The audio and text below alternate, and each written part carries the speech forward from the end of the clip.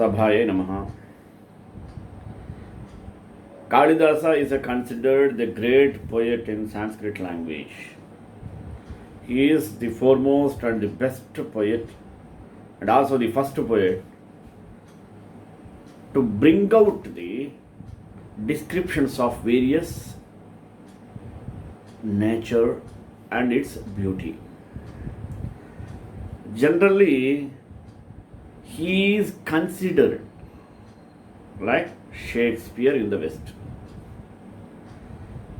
Therefore, he is treated as Indian Shakespeare because he used entirely the beauty of the nature, duty of the nature in his all works.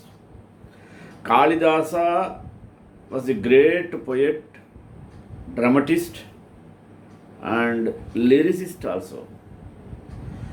He had composed 3 dramas: Malavika Agnimitra, Vikramorvashiya, Abhignana Shakuntalam. Among the 3 dramas, Abhignana Shakuntalam attained worldly fame. Even today, Shakuntala is played on the stage in abroad. Similarly, he wrote 2 great poems, that is called Raghumsha, 19 cantos, Kumarasambhava, 17 cantos, and 2 short poems, that is called in Sanskrit Khanda Kavya, Ritu Samhara, Megha Sandesa. When we come across the beauty of the nature described by Kalidasa in the short poem Megha Sandesa, nobody can beat his ability. Especially while he was writing Megha Duta or Megha Sandesa maybe, maximum he brought the nature into our vision.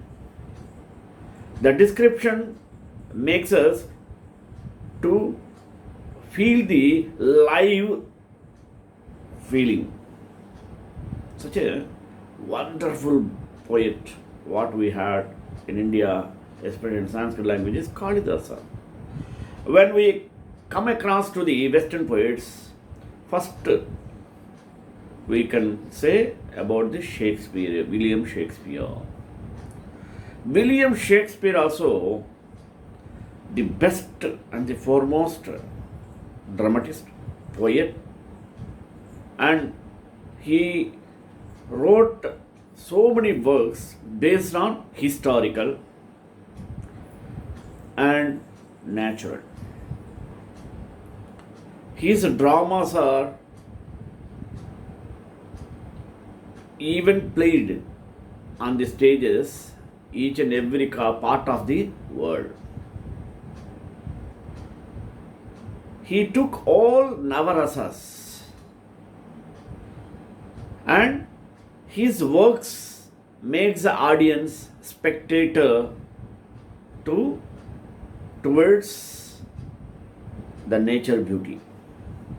That's why people used to say Kalidasa versus Shakespeare, because both the poet, Eastern poet and Western poet, both are having similarities.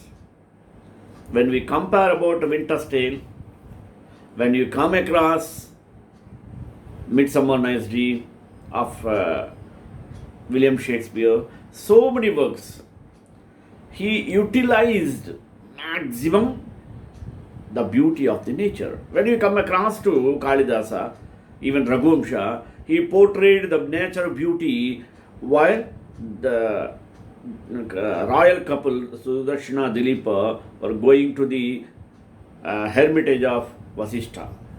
On the way, the couple witnessed so many natural beauties. In such a way, we cannot differentiate between Kalidasa of Western, Kalidasa of Eastern and William Shakespeare of Western. Both are similar in their thoughts, acts, and works. That's why today I took the topic of Kalidasa versus Shakespeare. Because when we come across to literature, we have to taste their works a bit. That's my motto. Let's start with prayer. Vagartha viva samprukta Vagartha pratipataye Jagatah pitarau vande Parvati Parameshwarau. Kalidasa was a classical Sanskrit writer and also known as greatest poet and dramatist in Sanskrit literature, especially in India. Whenever people speak or discuss about Kalidasa, we have often heard one line that Kalidasa is Shakespeare of India or Indian Shakespeare. But now it becomes necessary that when people of England introduces Kalidasa as Shakespeare of India. At that time, Indians were also described Shakespeare as Kalidasa of United Kingdom. Logically, the period of Kalidasa was supposed to 5th century AD, and the period of Shakespeare is 1564 to 1616. Though Englishmen admire Shakespeare as the greatest poet, Indians also do same thing and admire Kalidas, but we know that both are greatest of their times. Both belongs from different time, different place, and also they differed from one another by age. However, we cannot ignore the fact that the poet of Ujjain lived even 100 years before the birth of the bird of Avon, England's national poet. If a son resembles his father, we must say, you look like your father. But we never say his father that you look like your son. Is it?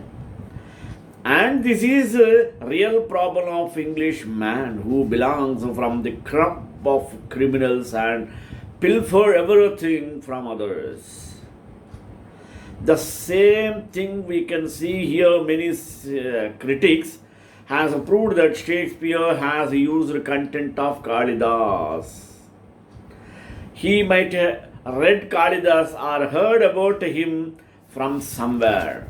Here we can find similarities between Shakespeare and Kalidas and also compare some literary works of both to conclude in this chapter. Okay. Kalidasa Shakespeare, play Sanskrit. Kalidasa was a classical Sanskrit writer widely regarded as the greatest poet and dramatist in Sanskrit language of India. His plays and poetry are primarily based on the Indian Puranas. Much about his life is unknown. Only what can be inferred from his poetry and plays. His birth cannot be dated with the precision, but most likely falls within the 5th century AD. Plays of Kalidasa mostly based on content of Ramayana and Mahabharata.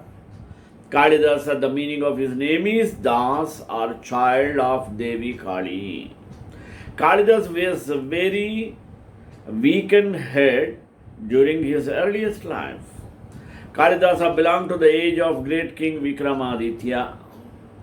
Some Brahmins of a state conspire against a princess, and in the part of their conspiracy, Kalidasa married her. But when truth prevails, princess become very unhappy with Kalidas, and thus Kalidasa left everything and became sannyasi, and one day returned home with a new identity. His life was full of with struggles, and hard work. He truly understood human nature, mostly women. Thus, he depicted perfect pictures of women in his works. Kalidasa wrote 3 plays, 3 dramas. Madhavikagnimithram, Abhignana Shakuntalam, Vikramorvashiyam. Among this, Abhignana Shakuntalam was his masterpiece. It was the first Sanskrit work with translation of English, and has since translated in many languages also. Kalidasa is the author of 2 epic poems, Raghumsha and Kumara Sambhava. Okay. Raghumsha is an epic poem about the kings of Raghu dynasty, contains 19th chapters. When we come across the epic poem called Kumara Sambhava, describes the birth and the adolescence of the goddess Parvati and her marriage to Lord Shiva and birth of Kumaraswamy. It also contains 17 chapters nearly. Kalidasa wrote 2 minor poems, means short poems, Kantakavya. They are Ritisamhara and Meghaduta. When we come across to Shakespeare, he was born on 26 April in 1564.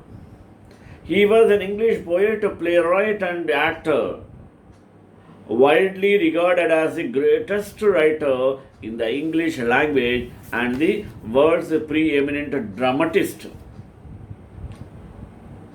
He is often called England's national poet and the Bard of Avon. His extant works, including collaborations, consist of approximately 38 plays, 154 sonnets, 2 long narrative poems, and a few other verses, some of uncertain authorship.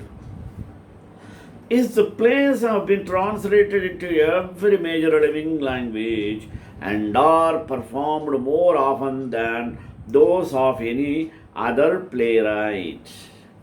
Shakespeare's works include the 36 plays printed in the first folio of 1623, listed according to their folio classification as comedies, histories, and tragedies.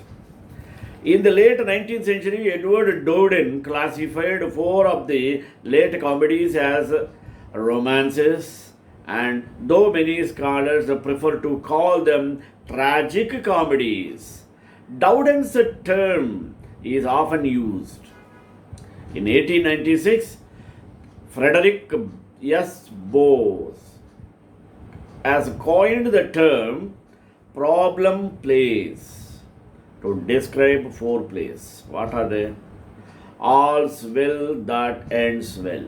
Number 2, Measure for Measure. Number 3, Troilus and Cressida and Hamlet.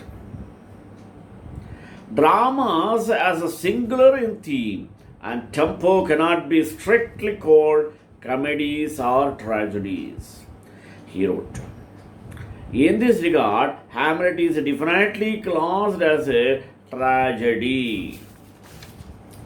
Use of Kalidasa's content in plays of Shakespeare.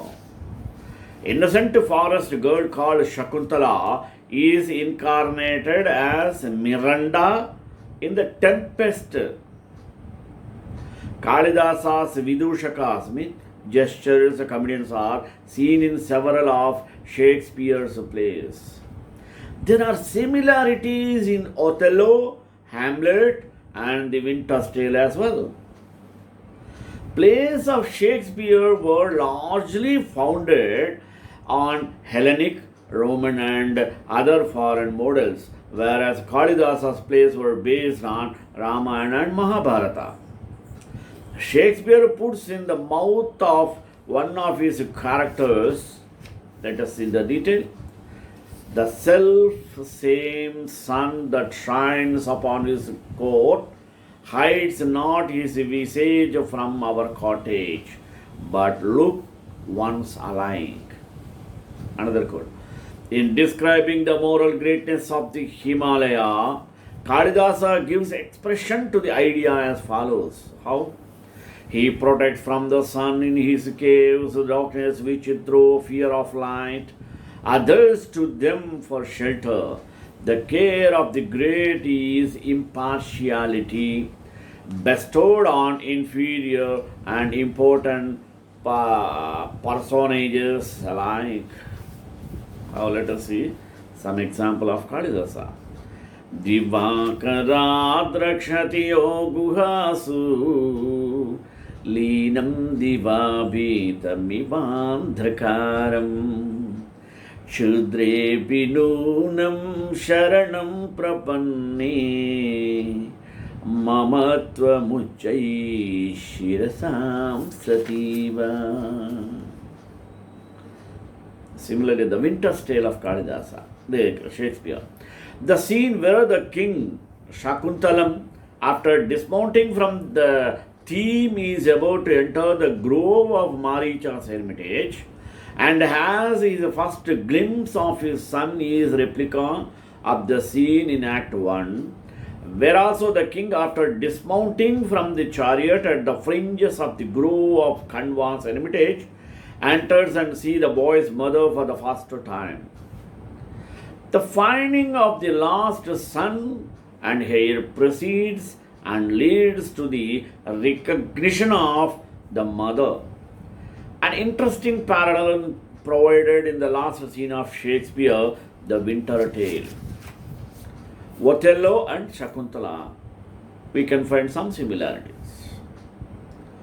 There is an interesting parallel in Othello. In the drama, proof of heroine's chastity and love is demanded. Desdemona's chastity hangs on a handkerchief, Shakuntala's on a ring. Both the heroines are blissfully unaware of the importance of the token. To them, love is its own proof and a witness to their chastity. In Ramayana, Sita was asked to prove her chastity by undergoing the ordeal of fire to allay the suspicions of the public. In Shakespeare's Othello and King Lear, where proof of fidelity and of devoted love is demanded, we have a parallel. India is currently witness to a cultural battle in its universities and schools about what is to be taught and what is not. The ruling dispensation wishes to alter the existing curriculum is that it does not dwell on the greatness of own heritage. It does not highlight our writers, our scientists, and so on. Even a Shashi Tharoor fell into this trap when he lamented that while Shakespeare and Kalidasa, owing to the fact that they wrote in different languages, will obviously be studied separately. A study of English literature will include Shakespeare, whereas Sanskrit literature will include Kalidasa, as the stress on English education is to blame, not the neglect of our writers. Kalidasa and Shakespeare are the two brightest stars in the heaven of literature. Being a fan of both Kalidasa and Shakespeare, I have observed some similarities and differences in their way of writing, widely separated by time and cultural heritage, as they are Kalidasa's dramas Abhijnana Shakuntalam Vikramorasiyam Malavikagnimithram, and Shakespeare's last plays romances, Pericles, Princess of Tyre, Cymbeline, The Winter's Tale, and The Tempest offer many grounds for comparison as far as their use of supernatural is concerned. We observe on examining the monument or movement of the action of respective plays that supernatural occurrence provide the impetus of all significant turns of the events in their plays. One thing common between them is that the supernatural power is used to achieve dramatic purpose. They overcome the difficult junctures in their plays with the help of supernatural elements. Thus, the happy endings are attributed due to the presence of supernatural elements, otherwise, their plays would have ended in tragedy. The climax owes entirely to the sudden happy turn of events and miracles. The supernatural elements always remain by the side of men in their prosperity. In human happiness, they celebrate festivity, and in their suffering, they shed tears. The intervention of the supernatural power accomplishes the purpose of happy ending of the play. We can have comparative aspect of the use of supernatural. Shakespeare as well as Kalidasa have evoked the feeling of wonder in their literary and dramatic compositions as much by the presence of divine or semi-divine characters. However, the status of the supernatural characters is not the same. Shakespeare has depicted characters suffused with the supernatural powers and divine qualities like a magician, Prospero, Ariel, Caliban, Ceremonetech. Kalidasa has gone a step forward as his divine characters themselves play a leading role in plays like Abhignana Shakuntalam and Vikramaroshiyam. Kalidasa seems to retain these supernatural characters and also the particular marvelous powers associated with them as an integral part of the story. In the last plays of Shakespeare, the magical note that sound from time to time and help to give them their unique characters. According to Tilliard, it enters into Welsh scenes in Cymbeline, the statue scenes in the Tempest. Both Shakespeare and Kalidasa derive their material from mythology, legends, and folk tales, where the supernatural elements are inextricably mixed with the natural and human elements. The supernatural and the superstitious figure permanently in both Kalidasa and Shakespeare's plays. In Abhignana Shakuntalam, the curse of a course a central supernatural element which sows the seeds of conflict in the smooth course of love. In Dushyanta and Sakuntala.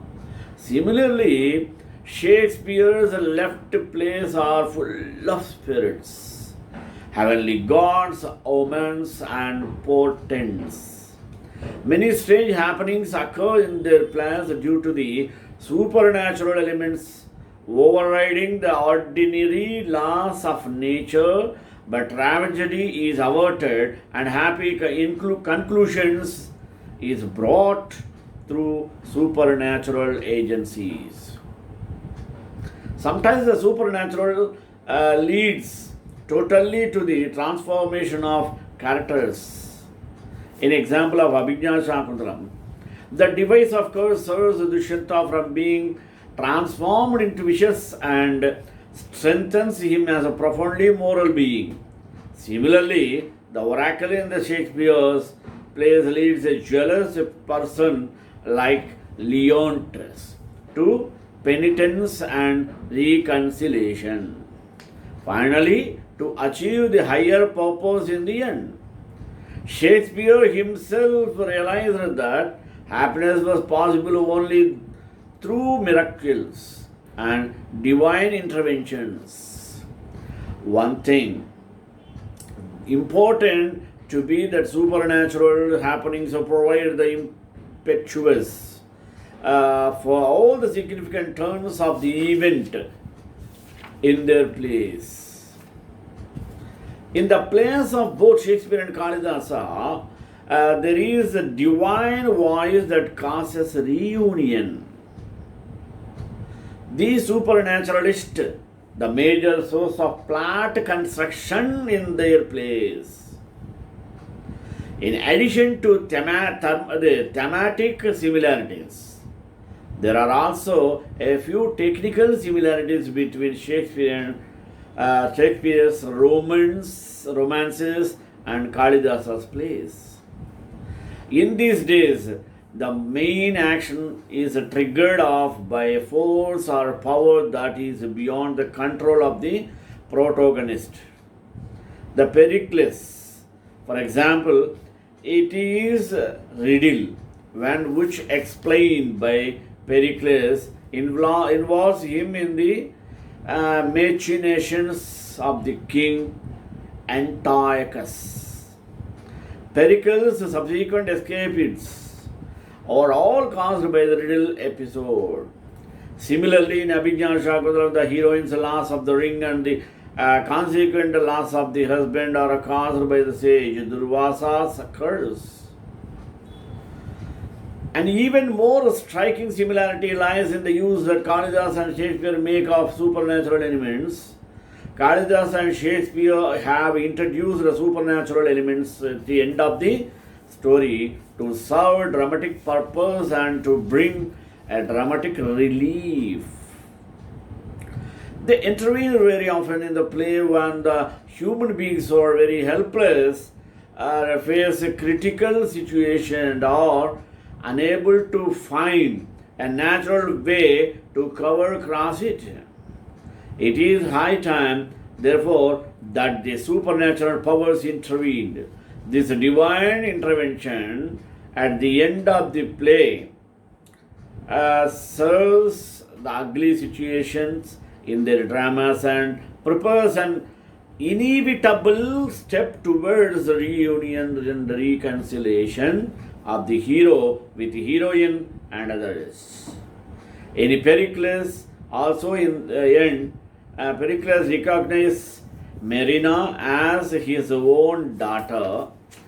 Then Diana, the moon goddess, appears to him in a vision and directs him to her temple and Ephesus.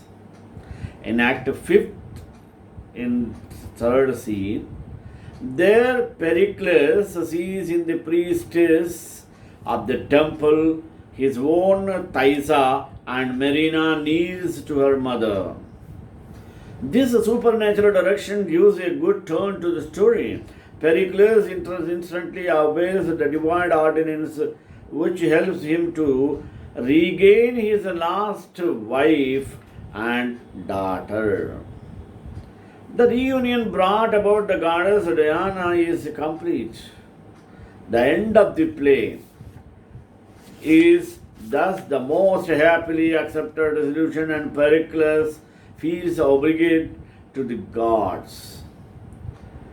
Virtue is preserved by divine grace in Vikramoroshiya.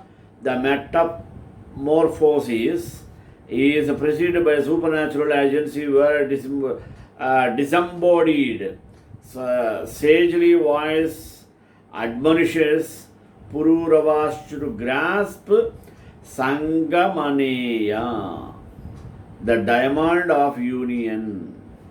This is quite in keeping with relevant or recurrent supernatural interestings or interventions throughout the play. The king with a jewel in his hand embraces a certain creeper, and metamorphosis is under the Urvasi, regains her form. The king forgives her.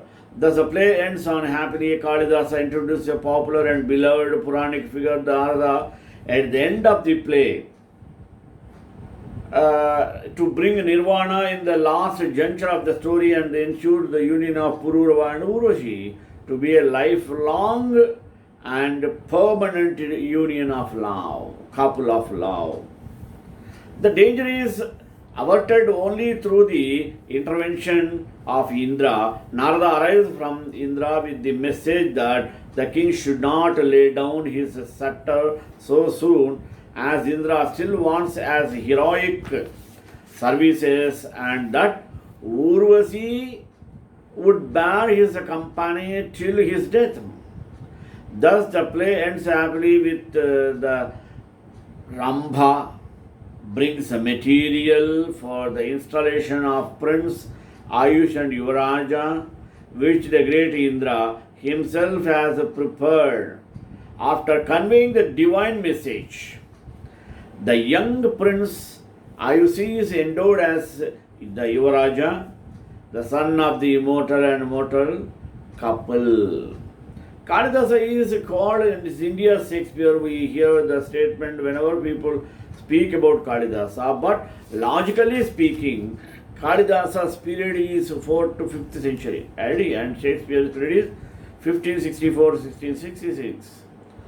Though Shakespeare is a great poet, but many centuries before Kalidasa has written great plays, poems. If required, last British call Shakespeare as a British Kalidasa or England's Kalidasa, but Indians will not accept this statement as it is wrong. Why? Because thus, after comparing both the greatest figure of literature, we can see that Shakespeare has a stale content of his former, namely Kalidasa, etc., but he is not. He is a pure devotee of his works. Let us conclude with prayer. Shri Kantai Kalyani Nidhe Nidhetram Shri Venkatanivasaaya Srinivasaya Mangalam Mangala Shasana Prayer Madacharya Progamaihi Sarvaisha Purvairacharye Satkruta Yastu Mangalam.